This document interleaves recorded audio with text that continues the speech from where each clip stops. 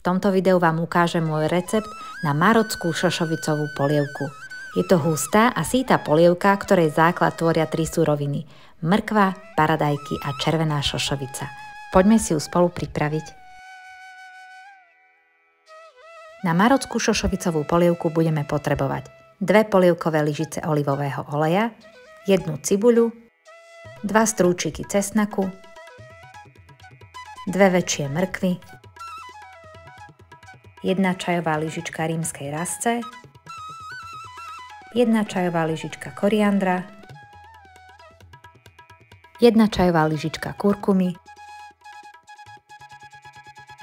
pol čajovej lyžičky červenej papriky, štipku škorice, soľ a čierne korenie, pol hrnčeka červenej šošovice, 1 konzervu krájaných paradajok, čili podľa chuti,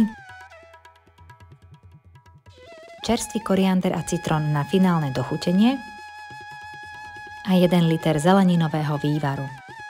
Ak vás náhodou odradila zložitosť surovín, pozerajte ďalej, pretože si ukážeme aj malé obmeny, vďaka ktorým si viete pripraviť recept, aj keď nemáte doma všetko potrebné. Na začiatok si cibuľu nakrájame najemno.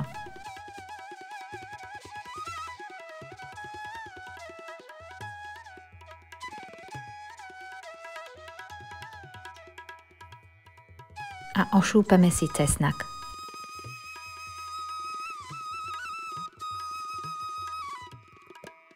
V hrnci zohrejeme 2 polievkové lyžice olivového oleja. Na olivovom oleji orestujeme cibuľu do sklovita. Najlepšie na strednom plameni, aby nám rýchlo nezhorela.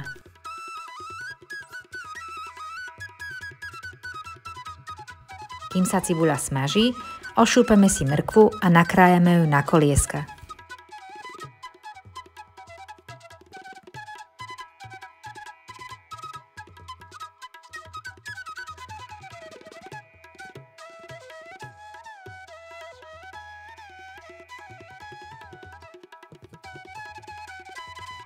Keď je cibuľa orestovaná, pridáme cesnak.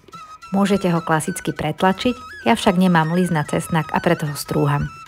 K základu pridáme všetky koreniny a minútku opečieme.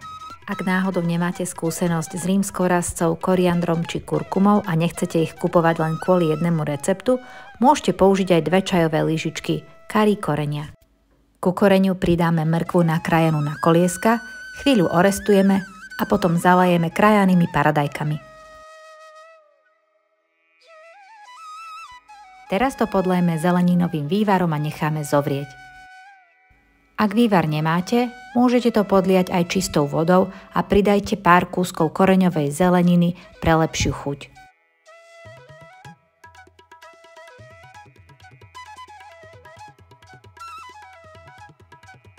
Keď polievka zovrie, vsypeme pol hrnčeka červenej šošovice.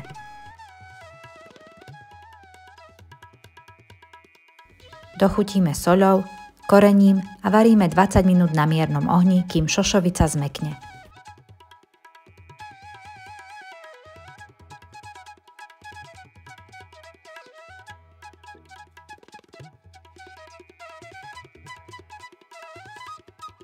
Ak je polievka príliš hustá, prilejeme ešte trochu vody alebo vývaru.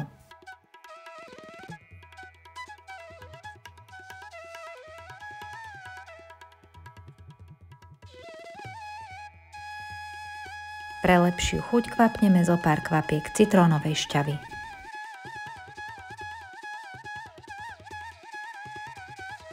Ak je polievka dobre dochutená, môžeme podávať.